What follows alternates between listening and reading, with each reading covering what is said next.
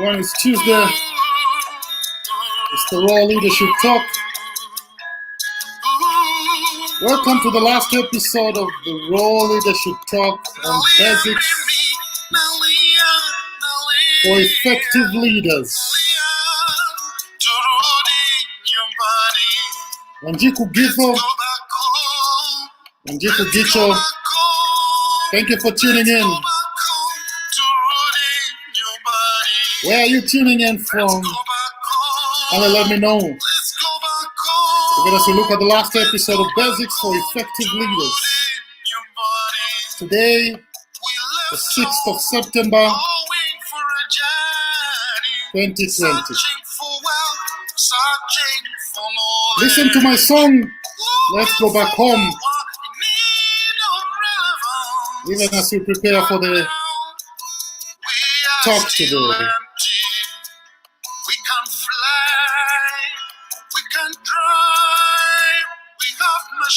The song says we can fly, we can drive, we have machines, but we are still empty. Let's go back home. Let's go back home. Where are you tuning in from? Kindly let me know. Kindly let me know.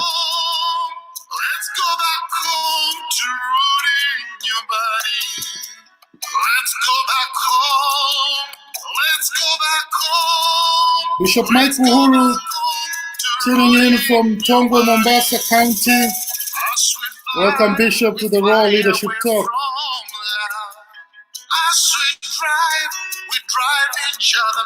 Where are you? Are you tuned in Kenya or outside Kenya? Let's connect. When it's Tuesday, it's the Raw Leadership Talk.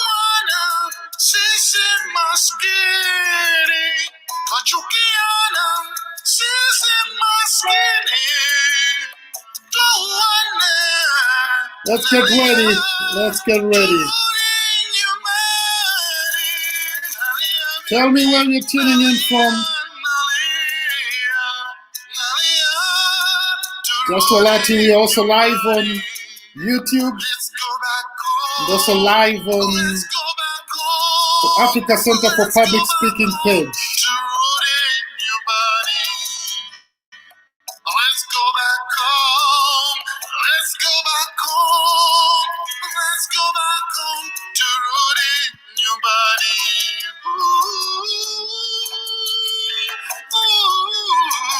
Are you tuning in from Kenya or outside Kenya?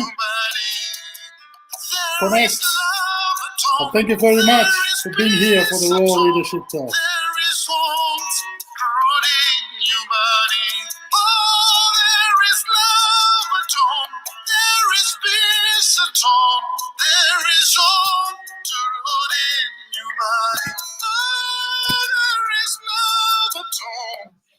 Thank you. Thank you very much. This is a great day as we look at the last episode of Basics for Effective Leaders.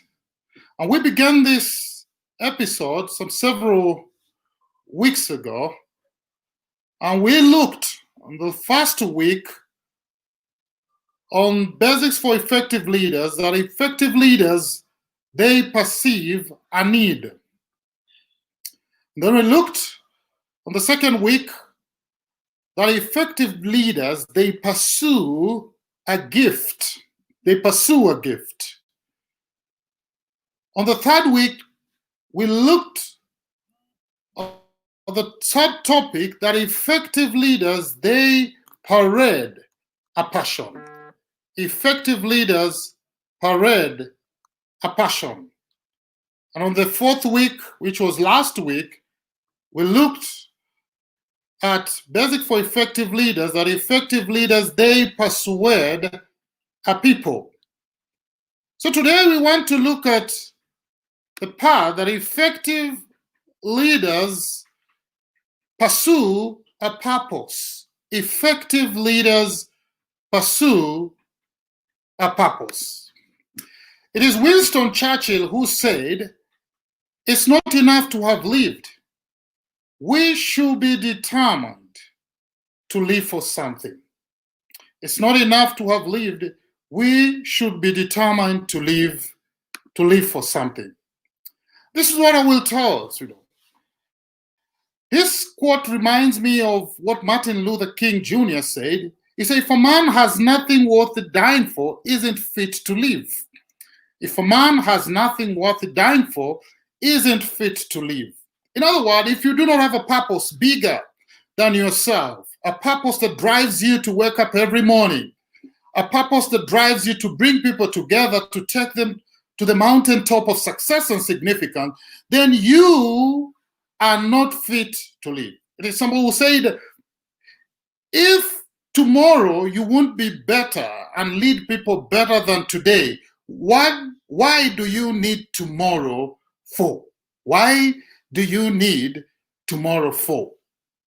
Again, it reminds me of another quote, that the tragedy of life is not that we live, but what dies inside of us while we are still alive. The tragedy of life is not that we died, but what died inside of us while we are still alive. What died inside of us while we are still alive. Now, it will be difficult to separate leadership from purpose. I cannot imagine leading without a clear sense of a given purpose. And you cannot imagine to do the same. To lead people without a clear sense of a defined purpose of where you are taking people from to where you are taking people to. But today we have a lot of leaders who don't take this very, very serious. They lead, but they do not have a purpose. Or they pretend to have a purpose, but their purpose are very, very confusing to the people that they are leading. Are you a leader? Are you an inspiring leader? Whether it's political, religious, or even in the business world, the question is, do you have a purpose that is very, very clear? Do you have a purpose that is very, very clear? Perhaps this is why so many organizations, governments fail to bear fruit. Why? Because the leader or the leaders do not have a clear, defined purpose. When there is no clear, defined, agreed upon mission, then people tend to be confused. And you cannot blame people for not following you step by step. Why? Because in the first place, you do not define the kind of purpose that you have and where exactly you wanted to take people. Where exactly did you want to take people? It is Michael J. Fox who said, I believe purpose is something for which one is responsible. It's not just divinely assigned. I believe purpose is something for which one is responsible. It's not just divinely assigned. And so when you get to understand your purpose, then you are able to lead people in the right direction. Leaders or effective leaders, they pursue a purpose. Effective leaders do pursue a purpose. Well, let me tell you this, that when leaders pursue a purpose, then a lot of things align themselves. Their agenda becomes clear. People do not struggle to serve with them, to lead with them, because people know where they are and where they are going. Leaders need to have a purpose which is personal. In other words, fitting their gifts and passions. Fitting their gifts and passion. Leaders need to have a purpose which is personal. In other words, that purpose fits their gifts and passion. But that's not enough. Leaders also need to have a purpose which is measurable. A purpose that is measurable. In other words, this purpose involves activity that can be evacuated. When you have activities that cannot be evacuated, it becomes very difficult to fulfill anything in your leadership agenda. So to make it easy for your purpose to have activities that can be evacuated, then you need to have a purpose which is measurable. You need to have a purpose which is measurable. So ask yourself, is your purpose personal? Is your purpose measurable? But that's not the only thing. Leaders need to have a purpose which is also memorable. In other words, specific enough to be remembered and embraced. When you get to the level that your purpose is measurable and memorable, it means that it's very, very specific enough to be remembered and embraced. And people can be able to embrace that because they remember the clear purpose of where you want to take your organization, where you want to take your team. Now, your purpose should be inward, but again, outward. And that's why the whole issue of it being measurable and memorable comes in, but also meaningful. Leaders need to have a purpose which is meaningful. In other words, this purpose needs to surround national or organization issues that makes a difference. When people know that your purpose is meaningful, it's going to impact their lives, it's going to impact the lives of their children and the lives of their family, then people begin to follow you because they know that when together with you they hold hands and make sure that that purpose is fulfilled, then there will be an impact that brings rewards for everybody. There will be an impact that brings reward for everybody. So look at your purpose today and check whether it's personal, it's measurable, it's memorable, it's meaningful. But again, leaders need to have a purpose which is mobile. In other words, they can travel with that purpose whenever they found themselves. That purpose is big enough to be mobile. That purpose is big enough to be mobile. And then finally, leaders need to have a purpose which is moral, a purpose which is right. You know, Adolf Hitler had a purpose: to make Germany great, to make Germany great. But you know, at the end of the day, that purpose was not moral. Over 3 million Jews were killed. If your purpose does not create a win-win situation, but it tends to make others lose and you win, then your purpose is not moral. If your purpose is simply to benefit you as a leader and your family and a few of your friends, then you're not going anywhere with that purpose. You won't be remembered for doing any great things. It's sad that today in Africa we see leaders that are very selfish, that their purposes are not big enough to move people to the mountaintop of success and significance. Their purposes are not big enough to change and transform lives and create a country or create organizations that are stable enough for one generation to another generation and to another generation. I had an opportunity to travel to India, and I attending a conference there on sustainability. And one of the things that surprised me was that I discovered that Japan has more than 20,000 companies that have existed for more than 100 years. Companies that have existed for more than 100 years. Now, look, for more than 100 years, that is more than the years of independence Kenya. But today you want to ask ourselves whether our country, our organizations have a purpose that will outlive us, that our purposes are so big that will impact generation after generation and after generations to come.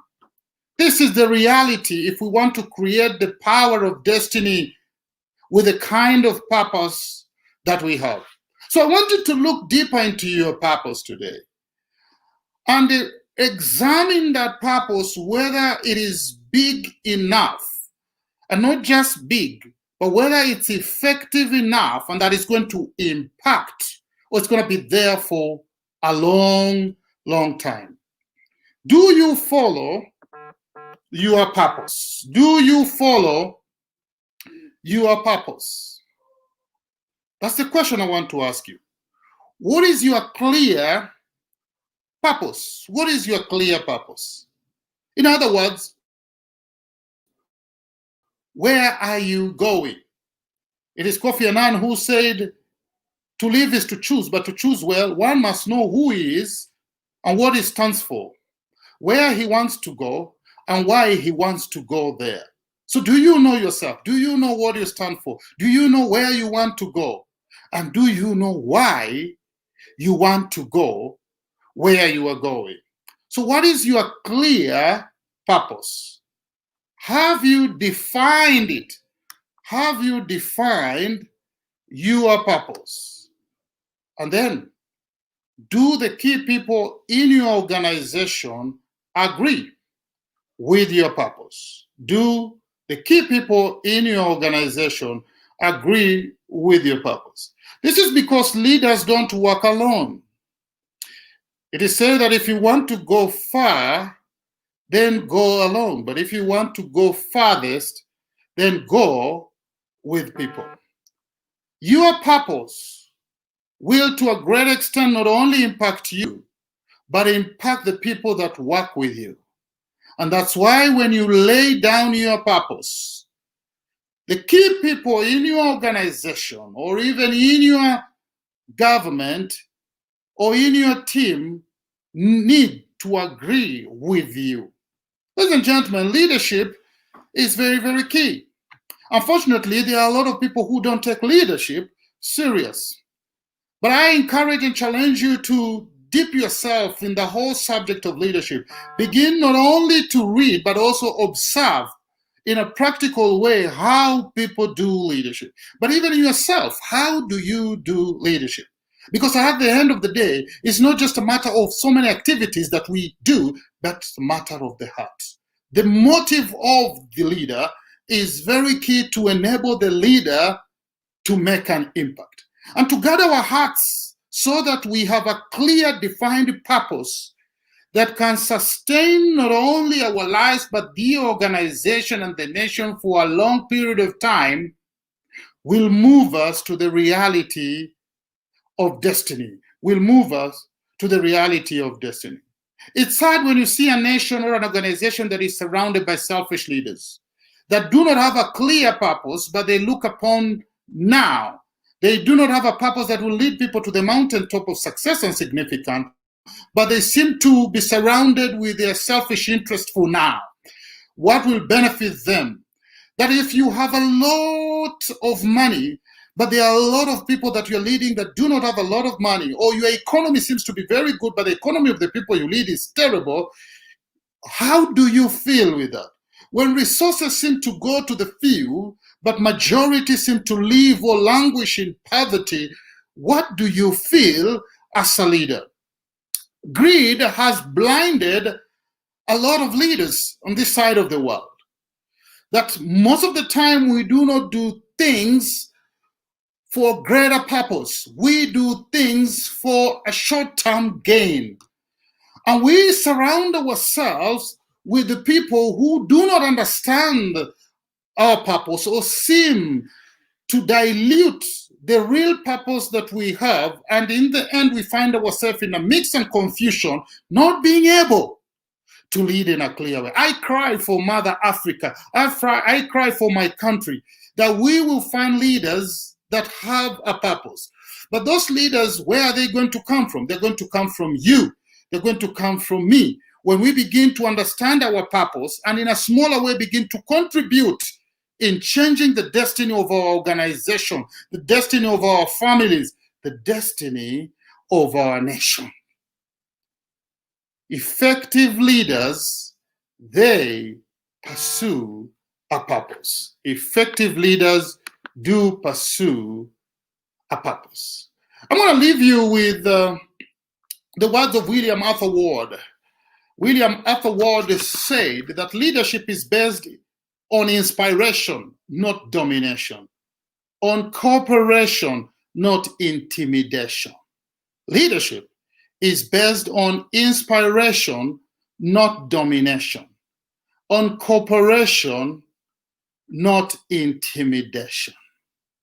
Are you the kind of leader who inspires people?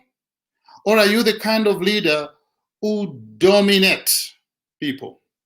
Are you the kind of leader who seeks for cooperation, or you use manipulation and intimidation to push people to your leadership? Coercion will never be sustainable. Great leaders inspire people and cause them to do things for them or with them without feeling obligated. Ladies and gentlemen, it's been the Raw Leadership Talk, and I'm so glad that you could join me even as we complete the series on basics for effective leaders today. From next week, we'll begin another series on leadership and communication, or leadership and effective communication. And I want to believe that the coming series also will be of benefit to you as a leader as you master the art of leading and also communicating effectively. It's been me, Dan Mugera, your coach, your speaker, and I will encourage you to visit our website. Down there, publicspeakingtc.org. You can also give us a call through the number that is passing on your screen. And at the same time, you could write us an email through info@publicspeakingtc.org. Check out our program and see what we offer. We are doing an intake for the October Professional Speakers course that is set to commence on the 19th, but also our leadership development programs that we do via Zoom. They are on, and you could book yourself a place. This is the time for you to develop yourself. Do not wait until the time of reckoning when you have a platform, but you do not have the skill. Thank you very much, and may God bless you.